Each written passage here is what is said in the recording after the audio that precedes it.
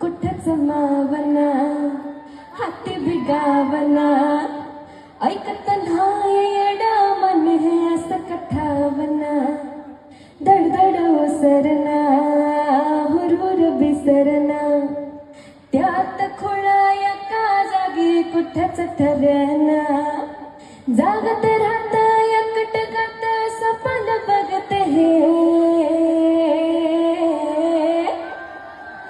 मन धावतया तुझ्याच माग डोलतया तुझ्याच साठी जाव चित कुठ तिथं नाव ये तुझ्याच बटी धावतया डोलतया जाव चित नाव ये